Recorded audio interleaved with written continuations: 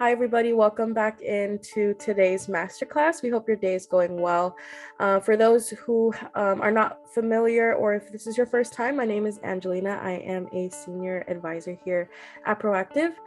We are going to be hosting a masterclass today alongside with Dr. Layton. How's your day going, Doc? How's yours? I'm doing great, thank you. So today's masterclass is going to revolve around the topic of how to implement nutrition into your practice for those doctors who are trying to figure out if they want to add a little bit more of some care to offer for these patients. Today, we're going to be talking about ways that we can implement this and the benefits of implementing this nutrition into patient care. So without further ado, Dr. Layton, if we can take it away. Absolutely. Nutrition is obviously really important in our patient care. And that's one component. Obviously, we care about the mind, the body, the spirit, and there's a lot of stuff that goes into taking care of a person. So they need proper sleep, hydration, positive mental attitude. So a patient, that's depressed is going to have a harder time getting better than a patient that's really positive and looking forward to everything. Eating properly, proper supplements, healthy nerve supply, movement, exercise, so being active, all those things matter in getting a patient better and getting them to the optimal recovery. So as holistic healthcare professionals, it makes sense that we not only discuss nutrition, but implement it into our practice and implement changes in patients' lives. So why would we want to bring nutrition into the practice? Get patients truly healthy, optimally functioning. Patients that you notice struggle, maybe they're taking too long to get better. They have an inflammatory process going on, things like that. If you want to get better outcomes, you want to get them better faster, address nutrition, get them on an anti-inflammatory diet, maybe get them on magnesium as a muscle relaxant, make sure they're hydrating properly. As you address nutrition and talk about people's diets and what they're taking, it's going to help you develop a better rapport. And again, the patients, it's one more time that you get to be seen as the expert. As patients notice that you're taking care of one more aspect of their health, they're going to be more likely to refer people. And at the end of the day, you're still a business. It improves your value with the patients, but also your revenue. You can charge for time for counseling on nutrition if you want to spend the kind of time with them that it takes to actually bill for that. And you can also gain revenue on the products that you're dispensing. If you're not comfortable with nutrition, you can always bring somebody on in a part-time or a full-time position as a dietitian, nutritionist, or find somebody local that is in the area that you want to refer to and you can collaborate with. Somebody that you feel comfortable with, they're aligned with how you practice philosophically. So you want somebody who's going to think, these are the baseline things we want to address, and then depending on how far in depth you want to go. Nutritional products, natural products are the most common complementary health approach in the U.S. Most common product is actually fish oils. People going after those omega-3s. That's something that's really easy for us to start implementing into our practice and giving to people. And it's an anti-inflammatory, besides giving good health, good fat. We are what we eat, so you want to eat healthy. A lot of the stuff people eat today is processed. They're on the go, they're in a hurry, and it's not true like high quality food. So we want to give them better options. We want to advise them on things that they can do to help optimize their nutrition and eat better. So if you guide them in diets that take care of those components, you're addressing a lot of their healthcare issues. So most of the things that we see are inflammatory and lead to other diseases. So rheumatoid arthritis, osteoarthritis, coronary artery disease, obesity, diabetes. A lot of those things are inflammatory type processes that are derived from what they're doing dietary. So what you want to talk to patients about is, eating right, taking the proper supplements, adding the proper nutrition. So more eating to live as opposed to living to eat. There's some people that, the foodies that they go everywhere and have everything anytime they want. Changing that attitude and going more for, eating to sustain. A patient that is doing an anti-inflammatory diet and maybe they're taking magnesium as a muscle relaxant, things like that, those patients are going to typically tolerate an adjustment better and respond better, get better faster, as opposed to a person who comes in, you adjust them, they go home, they eat a bag of chips, sit on the couch, they drink a Coke. Their bodies are doing two different things. So whole foods, whole food nutrition. So talking to patients about eating more like fruits, vegetables, the 5 servings a day, that kind of thing. It doesn't have to always be in a pill. We're not trying to sell everything. There's things that they can do in the grocery store to make a difference. Some docs out there do the shop with a doc program where you're actually going to the grocery store and helping people pick stuff off the shelves. But as you do that, you're helping people recover better and get better health. Things that aren't already in their diet being addressed, you can then talk about doing supplements, and that can target certain things. So again, I recommend, and so that's why you're going to keep me hearing me say it, but magnesium, because it's natural muscle relaxant. So people that have cramps, people that don't sleep well, recommending things for inflammation. So you can do like bromelain, you can do papaya extract as enzyme to help people with digestion. So there's a lot of different avenues that we can go down and help people with through nutrition. So benefits of nutritional care. Demand for natural products is on the rise. People are constantly looking online and looking to buy. You go to health food stores and look at Whole Foods. There's more and more companies out there that are offering more and more products. Most people are nutritionally sick, and addressing it provides a needed service. So again, nutritional counseling with your patients. You could have them do like a dietary diary, tracking their food and what they're eating. It makes it easier to then add in the nutritional components that you're wanting to change. A lot of patients are already taking supplements. When we have them fill out their paperwork, we list, what are they taking, what medications, what supplements. And so we can see what they're taking already. If they're already taking fish oil, if they're already taking a multivitamin, they're taking vitamin C, vitamin D, you don't know that it's always quality. So then that creates conversation with the patient. And you can get them taking some quality supplements, because if they're getting the stuff from Walmart that isn't being tested, and you want to get them on some high quality products, you can have stuff in your office to offer them, or stuff online that you can connect them with. Not everything has to be musculoskeletal. So again, a lot of how people respond to care, and it's our immune response is derived from the gut. 60 to 70% of our immune system. That's where it's coming from. So again, you can affect diabetes, obesity, allergies, etc. Addressing nutrition aligns with chiropractic philosophically. Again, we address the whole patient. We don't just want to address one component. So as we help patients and help them get better, nutrition takes a big part in that. Building blocks for success. It can be a little bit daunting for doctors in the beginning, because maybe you don't feel like you have enough education in nutrition to start making a lot of recommendations. It's really easy though to start doing some basic things. Most people need a multivitamin. Most people need a probiotic, fish oil. Those are kind of some basic things to do. You can talk to people about hydration. How do you figure out how much water you should have in a day? Take your body weight, cut it in half. That's how many ounces you should have in a day. Your body can only process 4 ounces of water every 15 minutes.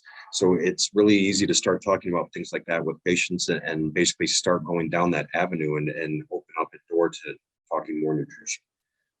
But if you're not comfortable, start doing some of your continuing ed. We all have continuing ed we have to do to maintain our licenses. Start doing some nutrition so you can get that background and become more comfortable. Seminars, are all over. NutriWest, that's one of the ones that's out there. But then also you could do your diplomate program in nutrition. We always talk about the biomechanical part of chiropractic and how we make things move better. We get the stuff that's stuck. We get the joints realigned. But there's also that biochemical component to it as well. And so, if they have an inflammatory diet, whether it's sensitivity to gluten, whatever it is, you can address that and get a patient better, faster, help them recover and get that optimal health. Again, talking about that 60 to 70% of our immune cells are in our gut. So addressing the gut. So whether it's, a probiotic or putting on something that helps calm down the gut. Metagenics makes a product called Ultra Meal. It used to be Ultra Clear and Ultra Clear Sustain. So, doing things to do like a cleanse to prepare people and get their guts ready and then talking about people as you make them more active, having the proper diet to sustain that increased activity. A lot of that again goes back to doing an anti-inflammatory diet. Meat is an inflammatory product, red meat that people eat. there's something called eicosanoids, and there's 5 of them. And in red meat, one of the eicosanoids is for inflammation, the other is for pain. So red meat has both of those. You just know if people eat enough red meat, if they come home and have a burger or steak every night, they're probably going to have inflammation and pain. Just changing their diet a little bit. Maybe they go to red meat, once or twice a week, and change it out for chicken or some type of vegetable. That alone is going to start to get patients better. So first course being the diet. You can do diet customization. Get patients to keep a diary of their diet. And then you can address it. So if you go through and they're like, wait, you didn't eat breakfast, you didn't eat lunch, you didn't eat until you had dinner, and then dinner, they're having like 5,000 calories, and, they wait 30 minutes and they crawl in bed. Well, it kind of explains why maybe they're struggling with weight loss. So having, those small meals often, different things like that. People do keto. There's a lot of different options out. Addressing the diet first and then supplementation after that. That it's not a substitute for the proper diet. So you can't just replace everything with a pill. So eating properly, then you can start talking about doing like protein, things like that to help with recovery. Go ahead and start doing your own research, looking online, looking for interactions, contraindications to anything that you might recommend. You can always talk to a pharmacist. Most pharmacists are open to us, like reaching out to them and saying, hey, I've got a patient that's on this medication. Is it okay if I recommend magnesium? Or is it okay that they start taking calcium? Things like that. You're trying to basically build your database and basically become better informed again, so you're the expert. But the more comfortable you are, the easier it is to make the recommendations and help get your patients better, and you can address more conditions. So maybe you don't feel comfortable addressing like fibromyalgia or chronic fatigue syndrome. And there's a lot of research that pushes back or points to Helicobacter pylori being part of the cause. And the same bacteria that causes cavities in our teeth, it causes ulcers in the stomach. So they look at that bacteria spilling out into the gut. Now, if you can do things that can address Helicobacter pylori, you can start talking about chronic fatigue syndrome and fibromyalgia. So things like bismuth.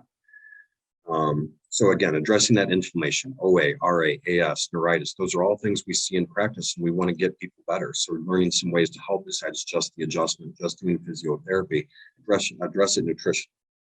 So the most common supplements, these are what people are going to typically have on their profile sheet when they're filling it out as a new patient. But most people are taking some type of multivitamin, vitamin D, probiotics, etc. You can read the list. Again, it opens the door then to discussion, and you can talk to them about what they take, where they get it. Are they taking quality products? Are they not taking quality products? Maybe if you're looking to add nutrition into your practice and you don't already have it, maybe you find they're taking something that really is high quality, and they've essentially introduced you to a company that you'd be interested in aligning yourself with. You're going to see people take all kinds of stuff. Some stuff you're not going to understand what it is that they take. So you have to do a little bit of research that way, but also being able to tell people when they should take it. So I don't want a patient taking vitamin B before they go to bed because they're going to struggle to go to sleep. It gives you energy. It looks like you need some. And then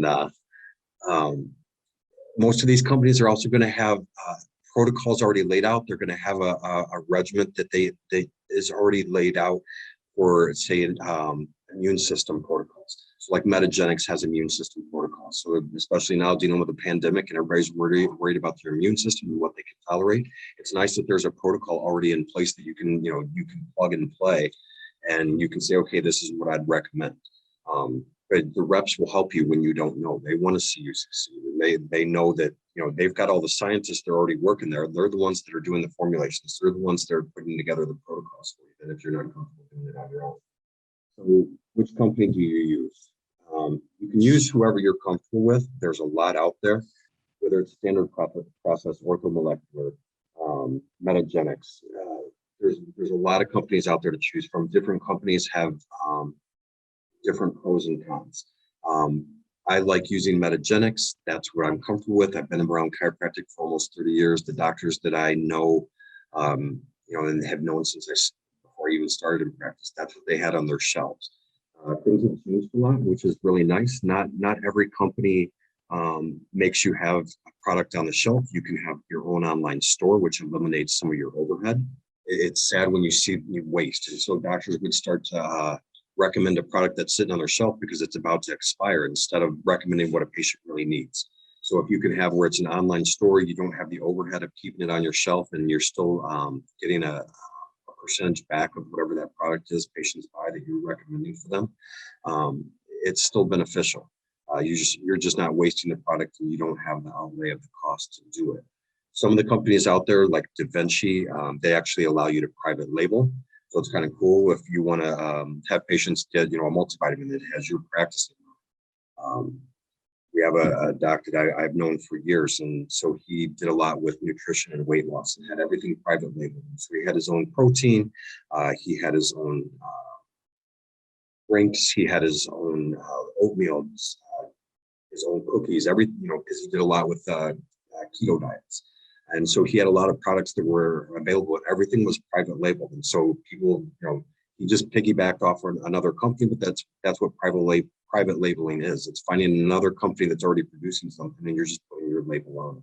So we listed some of the companies out there. Do your research, find the one that works for you. Again, these aren't for everyone. So again, why are we doing nutrition?